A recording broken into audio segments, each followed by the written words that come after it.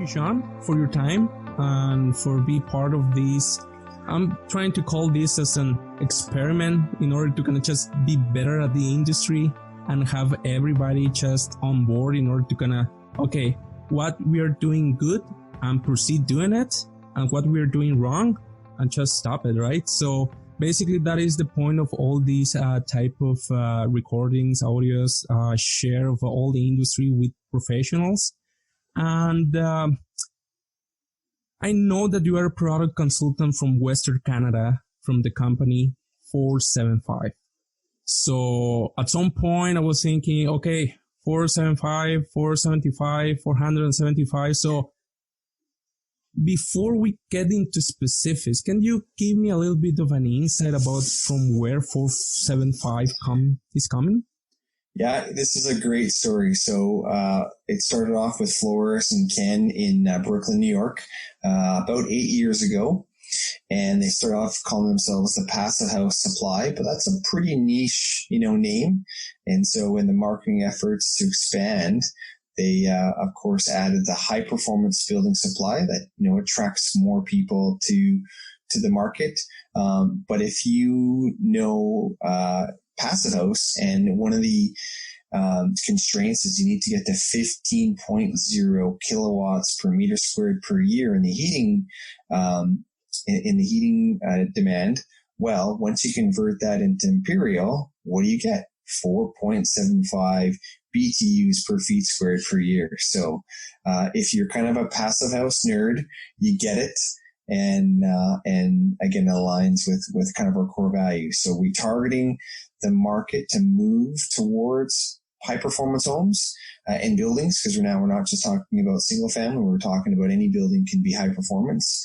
And at the same point, if you follow the 5 Passive House principles, you'll be able to get there. So kind of keeps to the roots of where it was founded, and I started in Brooklyn. And as you can tell from me, we're across North America with a lot of reps helping out builders and architects in the building community move towards a market shift in building better homes in buildings. That's awesome. At some point I was wondering, well, I think that is something pretty interesting. So that's why I was, okay, that's going to be my first question, because I know that it's going to be like a certain background that it will wow me, right? So, and now before we talk about your company, so who is Sean? Yeah. What is your background about, if you want to share a little bit about education or from where you're coming from, or where did you take some courses? If you can share that with me, that would be awesome. Yeah. So when I graduated high school, again, I was kind of brought up typical Canadian playing hockey, had an opportunity to go to UBC. And at that time, was asked from one of the, counselors there where I wanted to go. And luckily they persuaded me to take on a wood products processing program at UBC. So did that for 6 years, graduated in 2003. And I knew at that point that I had a choice to either go work in a sawmill or get into prefabricated homes. And luckily I was able to get into a prefab company in Richmond. At the time was the most automated factory in North America, and was able to just work towards that. And along that path, I, developed a passion for sustainable prefab passive homes, where I took the designer course in 2014. I took the tradesperson course in 2017. And while I was taking that course, I asked the professor and the team at BCIT if they needed other instructors. And soon enough, a couple months later, I was one of the instructing team at BCIT, and being able to connect the community and other builders about moving things forward. And still doing that even with COVID. The classes have moved online. And so I'll be back in January to help out the team doing more in-person courses, which is great, because again, we need to scale this fast and furious, and it's great to work with builders on some of those basic steps. And one of the reasons I love the Passive House community is this kind of open source technology where we're just sharing all of our successes and failures. And it's a very, again, because it's the Passive House is brought in from Germany, there's definitely a European flair to how we're all communicating and connecting with each other. So I've been involved with 475 for the last 2 years. Before that, I was a builder and working towards becoming just a spec passive home builder and trying to do or build, 3 or 4 passive projects. 475 was an opportunity to connect with hundreds of builders and projects. And some of the projects I'm involved in are just amazing, from full passive house buildings to living building challenge projects, net zero retrofits. A lot of individuals really pushing the boundaries of high performance and using 475's products, the Proclima lines and membranes and tapes, the Gutex wood fiber insulation, the Lamlock skylights, to really push the boundaries of high performance, and feel very fortunate to share the tips and tricks that I've learned, as well as the team at 475 to move things forward. So, pretty different career path than most, but really fortunate and excited and happy where I've landed and where I'm able to help out the industry. Oh, that's great. That's great because, being in this industry, sometimes I'm trying always to find the broken link, right? All of a sudden you can just, you design something pretty proud about what you have accomplished during the design phase and pass that along. And all of a sudden you notice that, some things, if not like, at some point you can just achieve what was the intent, but sometimes you notice like lack of understanding, right? From the construction point of view, and all of a sudden it's like, oh, that is not what I wanted, or basically the performance is not there. And again, right, it's not because the contractor doesn't want to do it, but it's the lack of awareness, right, on how to do it right. So that's why it's like, okay, I want to kind of just find the broken link in order to kind of just reconciliate all the different elements that will pull together all these element that is like the actual project indeed, right? And trying to kind of provide all the needs and all the resources that it was, needed at some point, right? So I know that you mentioned something about 475, but if you can talk more about the company. So you're saying that this company is originally from the States, right? Yeah. Brooklyn, yeah. What you're saying, from Brooklyn, New York, and really worked hard on that market to help grow. And as you can tell, the Northeast has kind of roots in energy performance from the 70s. And then you also then have the West Coast from California all the way up to B.C. and even Alaska, that is just trying to move it. And in Vancouver, the city has done an amazing job from a city council point of view and the mayor to get behind and really push the boundaries of high performance where it's policy. And so Vancouver, New York, are one of the growing cities in North America.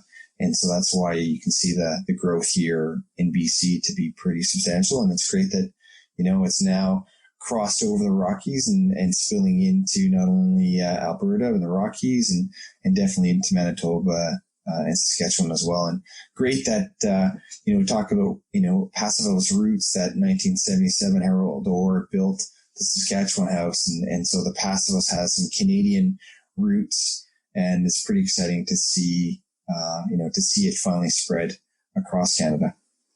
So you already burned all my following questions. So no worries. We can easily go back and hit on those. No. So basically one of my next question was like, I understand that now that you're saying like New York, for example, in the States, right? I know that Vancouver or BC area is a lot of influence there, right? One of my following questions, like how your company and of course this passive house movement has been impacted through the other provinces, right? And of course, Alberta is one of the ones that I want to touch base on, right? But how have you feel like this movement is starting to impact the other provinces at this point?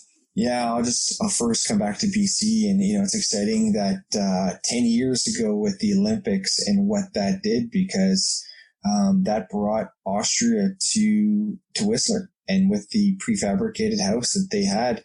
And it's funny, every time I go to Whistler, I always gotta pay homage and go do the pilgrim to the passive house there, because again, that's really where it started. And the individuals that brought it there, from, Matteo, BC Passive House, Guido, and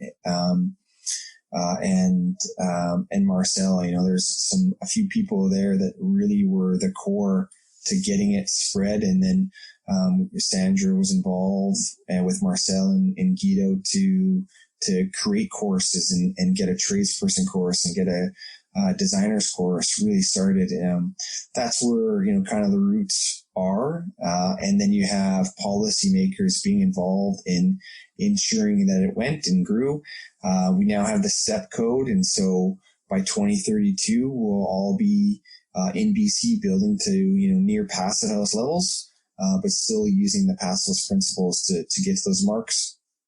And now nationally, the code is looking at what BC's done. And of course, it goes from, Vancouver to BC to the rest of Canada that's going to be adopting these high performance goals and measures. It's pretty exciting. Oh, that's great. That's great. And that is something that it grabbed my attention when I was looking for more information about again, this passive house movement, right? At some point, I was doing a lot of, I was getting my accreditation in one level of lead. And some point is when I jump on the passive house principles, right? And when I was trying to just go through this first stage about 120A, I was like, okay, well, that's good, right? But everything in principles and theory always looks good, right? But for me, like being a little bit more technical in my profession, I was looking for, okay, well, so the principle, it makes sense. There is no doubt about it. But how can I perform that in the real world, right? And once that I know how to perform that, like in a good way, what are the materials that I need to have in hand in order to kind of just perform it well, right? And it's when I started to kind of just look at the web, right? And trying to kind of, I need to kind of just find out how can I do this well, but it's going to be hard for me, like trying to kind of just find the proper detail. I can remember that portion of my life. And looking at your website, something that just struck me the most is that you have this tab that is called, I think, Design Testing Tools. And I was amazed at the level of detail that you have there. At some point, honestly, just don't get me wrong, but I was thinking, well, everything is going to be biased on the actual material, right?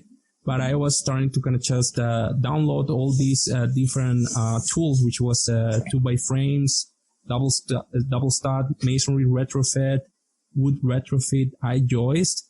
And when I went through it, the level of detail that I was putting there for free was just amazing. Because at some point I was thinking, well, yeah, of course, they're putting their brand or their materials there.